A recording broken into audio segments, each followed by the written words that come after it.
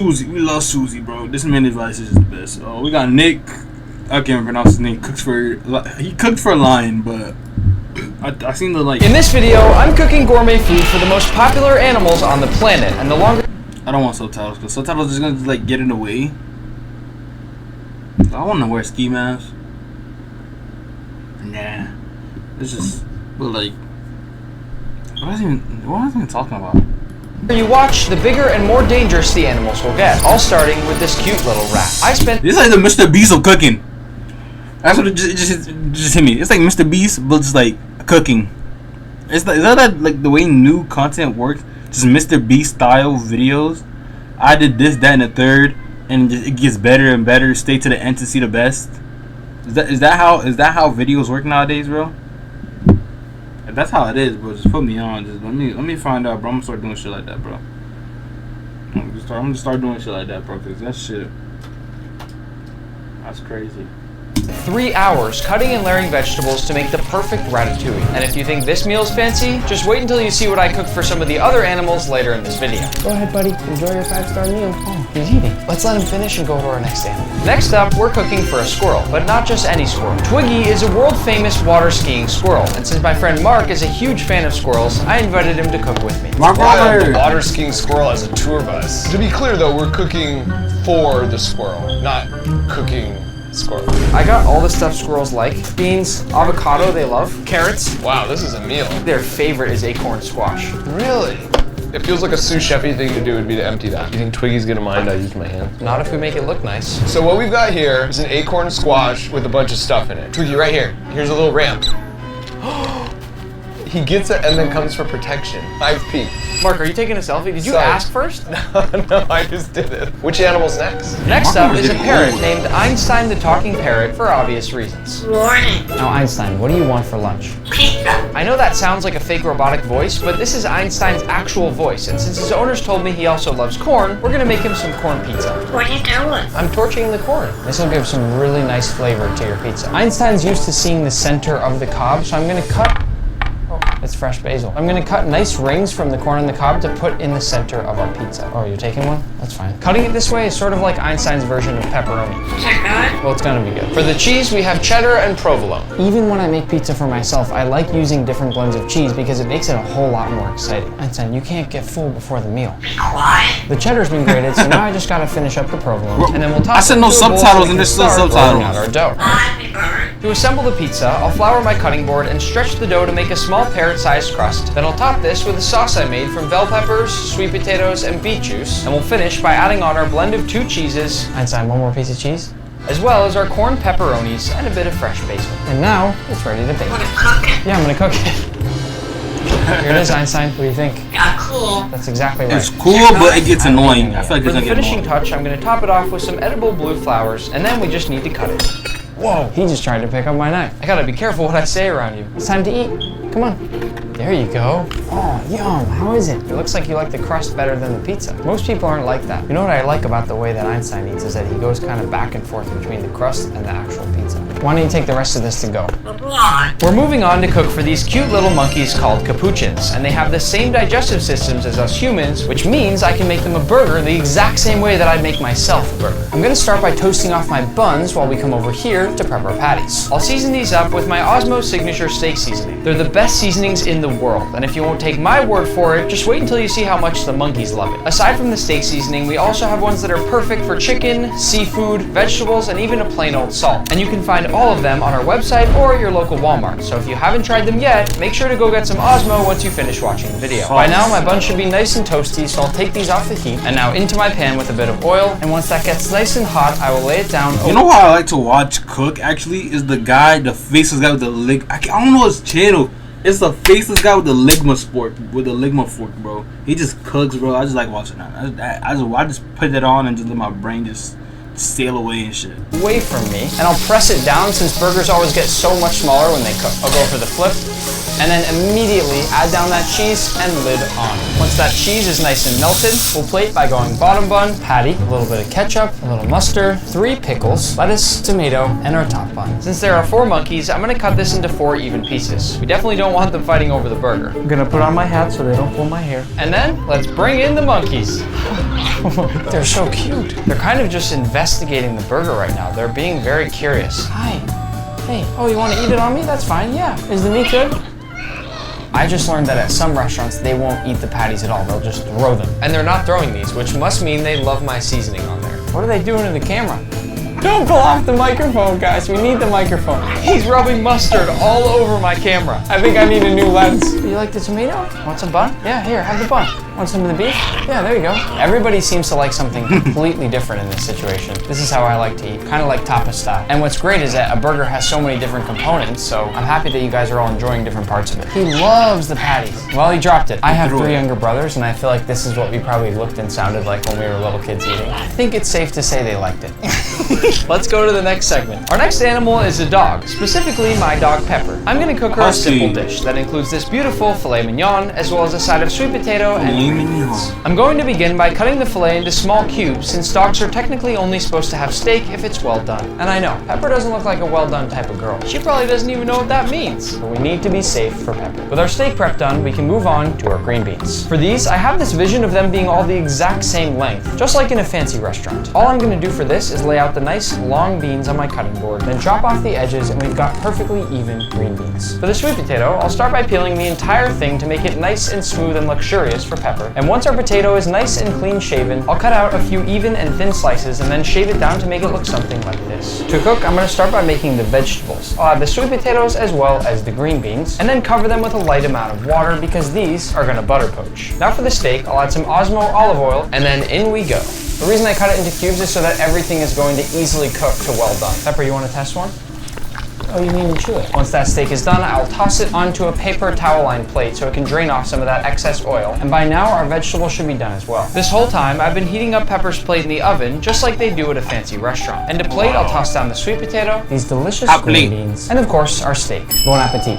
Go ahead, Pepper. There she goes. I wonder what you would go for first, and it seems like she's very much that'd be like 100,000 for that small ass shit. What? Seriously? I just butter poached green beans and sweet potatoes for you, and you're not even gonna try them? Our last animal from level 1 is the porcupine, and they love vegetables, but only if they're uncooked, so I'm gonna make them some veggie french fries. These porcupines eat pretty much the same thing every day, so mixing up the form and the texture of the food that they get is hopefully gonna be really exciting for them. Being completely honest, I'm a little scared for this one. I don't wanna get quilled, so my thought is if I cook them really good food, they won't quill me. Personally, knowing what they can and can't eat, I wouldn't wanna be a porcupine. I feel like I'd get kind of bored only having carrots and beets and vegetables every day, but I think they're gonna love the french fries. I've got my sweet potatoes and carrots, so the last thing I'll make fries with are these things called long beans. They're already basically in french fry form, so all I'm watching this video, and you made it to this. It's only I'm like 6 minutes in. Just type in the comment what animal you love to be. have to do with these is cut them into french fry length strips. And because this wasn't a very advanced recipe, plating is extra important. So I'll put the sweet potatoes down on one side, then I'll put the long beans in the middle, and I'll finish with my beautiful carrot fries. I wish I could oven bake these to get them nice and crispy, but this will have to do. I think the porcupines can sense that there's food on the way. I want to get quilled. Guys, I have good food. Those quills are way longer than I thought they were. Yes, it's the same thing that it's made of from your nails. And it's so sharp. If they don't like the french fries, is there any chance they get mad? If they get mad, they would open up their quills and then they'll run backwards towards you and they will stab you with the quills. I guess we're going in. Guys, I brought food. French fries. Oh, yeah. Okay. Hi, buddy. Look at this. They're running to their house for protection while they eat and then coming back out for seconds. This is a good sign. Well, they all seem happy. They love your food. No one's trying to quill you. Wait, everybody wants seconds. I can only give you so much. I'm sorry. Oh my gosh, a lemur. Does the lemur want some? Go ahead. Oh, whoa. This is my peak moment as a chef, just having a full crew of different animals enjoying my food. This is awkward because I have 3 left and I have 4 very hungry porcupines. I'm just gonna throw it and whoever gets it, gets it. Moving on to level 2, we'll start by cooking for a penguin. Actually, 3 penguins. What can I say? They're my favorite. No, do not steal my line because penguins are my favorite fucking animal. Do not steal my fucking line. Favorite animal. And since stole my fucking line. Alright, I'm gonna take owls. I love owls and penguins, bro. Penguins and owls are my favorite fucking animal in the world, bro. Penguins love fish. I thought, why not make them a poke bowl? We'll start by prepping some fresh vegetables. First, this cucumber, which I'm gonna cut into nice thin slices. Then this beautiful mango. Honestly, I'm not really sure if penguins like mango, but we're gonna find out in about 30 seconds. Some purple cabbage. I thought this would give a lot of great color. And last but not least, I thought I'd do an avocado, which I'll cut into nice thin slices like this and then fan it all out. Let's plate it quick since I know the penguins are hungry. I'll layer in all of our fresh ingredients to make it look as beautiful as I possibly can for our penguins. And I'll finish off with my nice stinky fish. This part might not look as gourmet, but trust me, the penguins are gonna love it. And now, the moment I've been waiting for my entire life. Bring out the penguins! No way! That might be the cutest thing I've ever seen in my life. Here come the other two. Come on, guys, your gourmet food is ready. Oh, they bumped into each other. Fish. Hey, what's up? Oh, wow, he just swallowed it. This is I wanna hug it, bro. It's a magic word. I forgot he can't talk, he's a penguin. You want some of the actual poke bowl? I feel like I just put in all this effort and he just didn't really appreciate it. Where are you going? I have more fish. Come on, guys. Oh, they're so fast. Come over here. They are just spilling my whole poke bowl. They do not want the poke bowl. They just want fish. Is anyone gonna try the poke bowl? If you guys won't try my poke bowl, can we at least do a slip and slide together? Oh, he's here Next too. up, I'm cooking for a sloth, the slowest animal on the planet, and I'll be making some sloth-friendly spaghetti and meatballs. In front of me, I have some pre-steamed spaghetti squash, and the cool thing about spaghetti squash is that if you run a fork through it, it literally turns into spaghetti right in front of your eyes. These sloths get to eat squash all the time, but they don't normally get it in a fancy way like this. So I'm just hoping that they're as excited as I am. When I was a kid, my mom actually used to make spaghetti squash and then try to trick us into thinking it was pasta. And I have pretty good taste buds, so I never fell for it, but it looks pretty convincing. I'm gonna plate it just like I would any normal pasta. Twirled up and stacked high and tight in the center of my plate. And then for a quick sauce, I'll add a few tomatoes to a blender, then cover these up about halfway with water and blend. After a few seconds of blending, I'll pour the sauce right over the top of my spaghetti, and then with this cooked and peeled sweet potato, I'm gonna make a few meatballs. 1, 2, and 3. These right here are called two-toed sloths. As you can see, they're moving quite slow. Question is, are they gonna like my acorn squash spaghetti? Want a meatball? Oh, yummy. What's he doing? Hey buddy, you gonna eat the meatball or are you just waiting? Is he gonna keep eating it or is he just gonna wait and decide if he likes it? He hasn't done anything with it for like 15, 20 seconds. Wow, they really are slow. Maybe 40 seconds now. He hasn't even moved his mouth, but he's holding the meatball, leaving me in suspense, I guess. I've never been more confused with someone eating my food. You want tomato with the little spaghetti instead? Here, yeah, spit that out. We can try to figure it out. Yeah, sure. Want a little tomato with some spaghetti? Yeah, there you go. I didn't know why you didn't just tell me sooner that you didn't like my meatballs. You could have just been eating the spaghetti the entire time. She is the messiest eater I've ever met. Oh, there you go. That's good. This is actually going really well now. Want a little bit more? Yum! She actually ate a pretty good amount of the pasta. No more. The animals are gonna start to get a lot bigger now, with the next one being the giant tortoise. Tortoises love vegetables, so I'll start by picking some fresh fruits and vegetables from this nearby garden, which I'm then gonna use to make some gourmet lettuce wraps. I'm actually in Malaysia right now, which means I have access to tons of very fresh fruits and veggies, just like this papaya here. With this, I'm gonna cut it into nice thin strips so I can toss them in my lettuce wraps. I'm also gonna use these red bell peppers. I love a good bell pepper. Then some fresh mango, this pumpkin. It's gonna be the crunchiest part of our lettuce wraps, which means I think it'll add some really nice texture. And last but not least, we're gonna do a few carrots. Now I said these were gonna be gourmet lettuce wraps, which means I'm also gonna add a little twist. If I very finely mince up corn and then some of this star fruit, as well as some fresh apple, it's gonna make sort of a sweet fruit salsa that I can add to each layer of lettuce, which I think will bring these lettuce wraps to a whole new level. To make the lettuce wraps, I'll be using what's called a mustard green. I'll spread down a bit of that salsa, and then a few red peppers, a bit of that sweet fresh mango, 1 carrot stick, papaya, and some pumpkin. We wanna wrap this up nice and tight, like a burrito, and to make sure it all holds together, I'll tie it up with the stem from our mustard leaf. How could you not want that if you're a tortoise? Whoa, look at that big guy right there. You want a lettuce wrap? Oh, they're not just slow walkers, they're slow eaters. Oh, baby, that was a big bite. Whoa, that's a huge tongue. It looks like he's trying to lick the plate clean, which is a really great sign. Oh, no, not the plate. I would call that a success. Next up, I'm cooking for a gorilla. I'm excited and nervous for this one at the same time. But since humans and gorillas share so much DNA, I have to put on gloves so I don't get any of them sick. I also have to put on this mask. Gotta be extra safe. I'm not actually gonna be cooking for the gorillas. Instead, I've got corn on the cob. And as you can see, I left the husks on. Why? Well, I recently saw this really cool video online of a gorilla eating corn on the cob, and it was peeling off the husks in the exact same way a human would do it, so I wanted to see it for myself. As you can see, there's a huge moat between us right now for safety, and I was told not to make any eye contact with the gorilla or he might see me as a threat and try to fight me. And yes, I know I'd probably win, but we don't want to risk it. There he is. Oh my gosh, he's scary. Corn on the cob? Oops. I'm gonna try to throw another to see if I can get it closer. Here you go, buddy.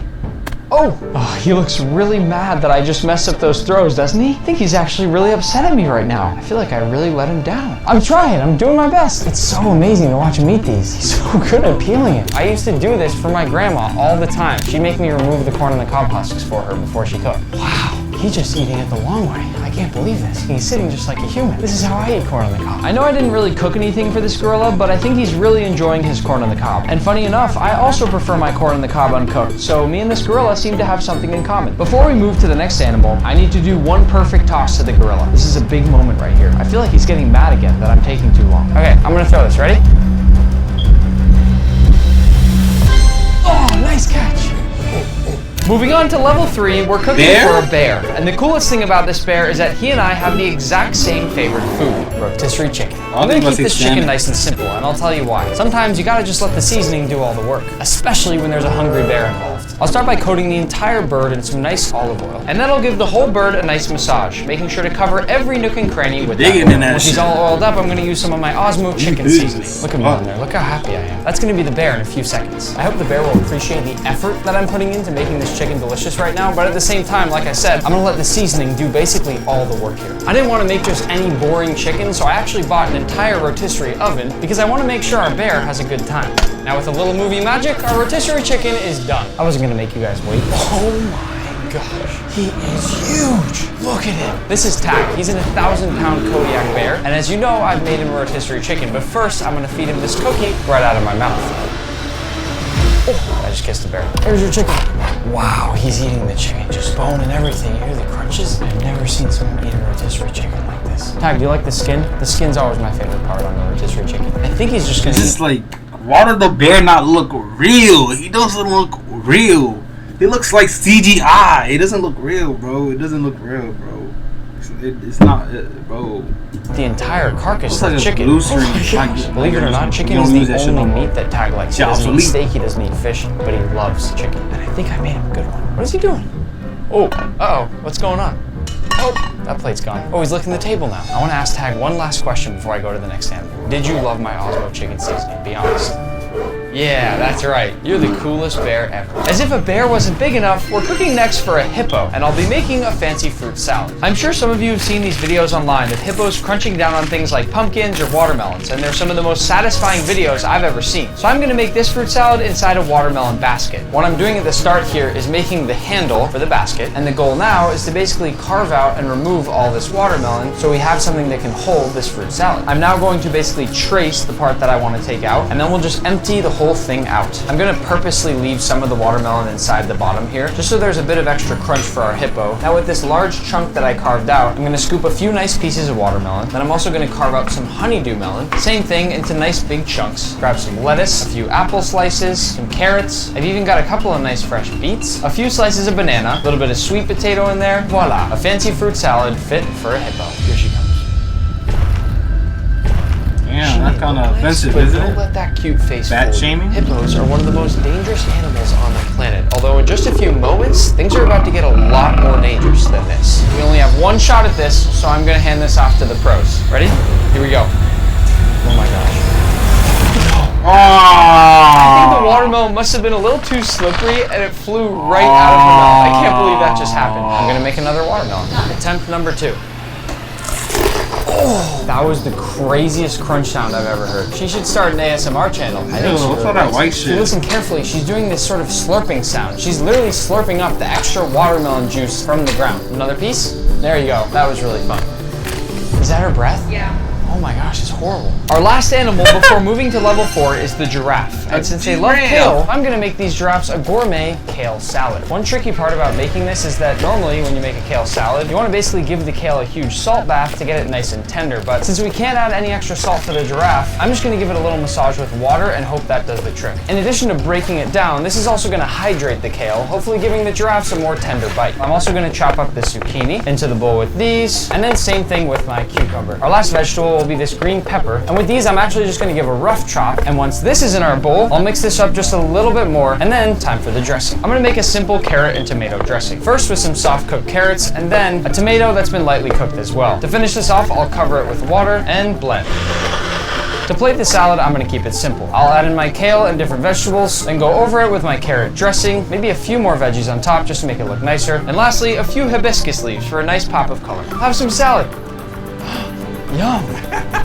This is crazy. Look how long the tongue is. The tongue on the giraffe is dark blue like that so they don't get sunburned while they're out eating all day. I will be honest here, the giraffes don't love my salad. They like regular romaine lettuce. I think it might be the dressing. Oh, you want my salad? A little bit. Oh, he just spit it right out. That was so rude. I'm gonna try to hide some of my salad in one of the big lettuce leaves here. Hey, seriously? Wow, you guys are tough food critics. They're leaving. I think they're full. At least they ate something. Moving up to level 4, we'll cook now for a rhino, which I've always loved since they look exactly like modern day dinosaurs. Also, this rhino happens to be at Disney's Animal Kingdom, which means I have a great excuse to go do some rides after. Rhinos are basically lawnmowers. They don't eat anything too exciting. It's mostly things like hay and grass, so we're gonna have to get creative here. And that's why I've got a few different types of hay. This one here is called alfalfa hay. It's extremely sweet, and to the rhino, it's almost sort of like eating a chocolate cake. This other one here is called Timothy hay. This one's gonna be a bit more on the lighter side and give both some sweet and savory flavors to the dish. I've also got some dried beet pulp for texture. And if the hay is our salad, you can think of these as the croutons. It's filled with corn, molasses, and a few other things. To build the dish, I'm gonna go down with one layer of hay, and then what I'll do is grab some of the other hay and start to layer these two between each other. Really all I'm doing here is just building layers of flavor. And then I'll start to mix in some of these croutons. Last but not least, I'll go over with a nice even sprinkle of that beet pulp, and the dish is complete. Are the rhinos used to people plating their food like this? Not something that we do on a regular basis. Oh boy, here we go. I think all the mixes of the fucking food, all the mixes of the food, is fucking it up for the animals. And they're like, what the fuck is this? Yeah, that shit nasty, bro. The fuck? If you give it to them like singly, they'll be like, oh, this shit tough. Yeah, this shit tough. Oh baby. I don't know. That's what I'm saying. Big rhino.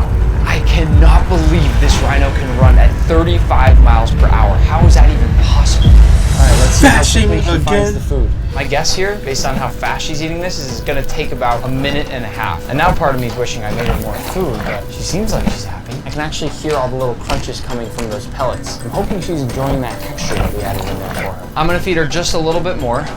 Yum. She's letting me pet her a little bit now, which I hope is a sign that she liked the food. She feels exactly like a hairy basketball. Most people, when I feed them, don't let me pet them. Getting even bigger now, we're off to cook for an elephant in the jungle of Thailand. In front of me are some very fresh fruits and vegetables. We also have some beautiful rice, as well as this nice outdoor cook station where we're gonna make them some rice balls. We'll start by prepping the rice. This will cook in the background while I'm cutting my veggies. And while that cooks, I'm gonna begin by chopping up a few carrots. We're gonna wanna chop these up into nice rings. And all of this is gonna be boiled because I'm at what's called an elephant sanctuary. All the elephants here have been rescued and don't have great teeth, so their food needs to be nice and soft. Once my carrots are chopped, I'll move on to my pumpkin. The first step here will be to remove the core. Once they're hollowed out, I'm gonna slice them into nice wedges. To get some sweetness, I'm also gonna use a few bananas. Wait, is this a double banana?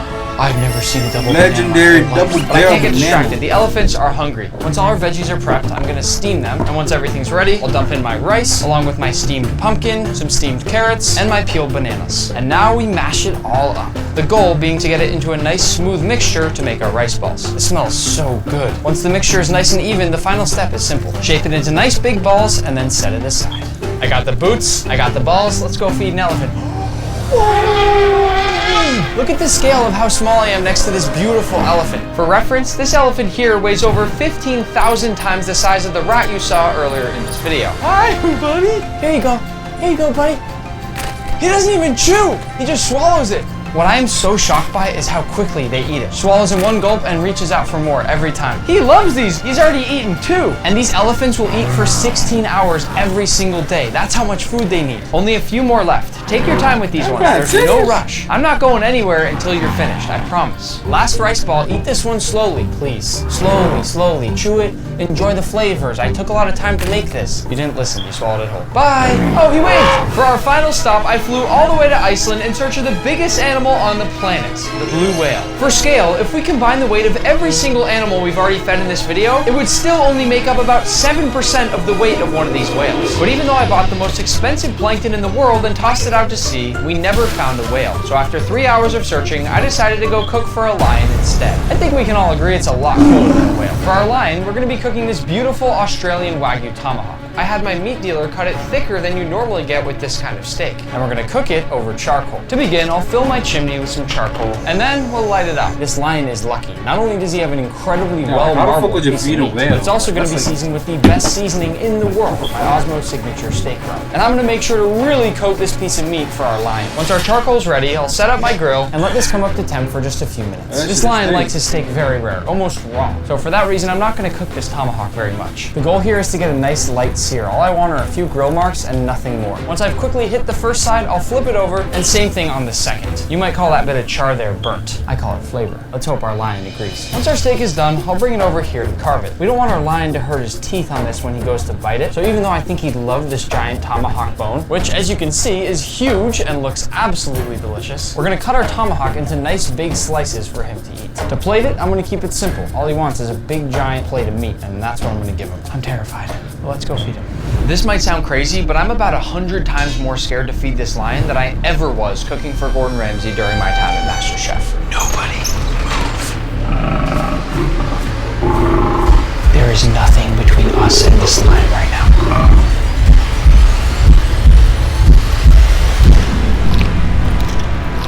I'm gonna whisper so he eats the steak and not me, but this was the craziest video I've ever done. I just want to thank all of you watching and remind you to go subscribe and turn on those notifications so you never miss a video. Because if you thought this one was good, just wait until you see the next one. Man, I probably should have cooked this lion a bigger steak. Yeah, that's what I said. I was saying, like, when he was playing the food, it did way more, and then it just disappeared. Like, where the fuck did all the food go? But it was a good video. Like and subscribe, bro. Like and subscribe.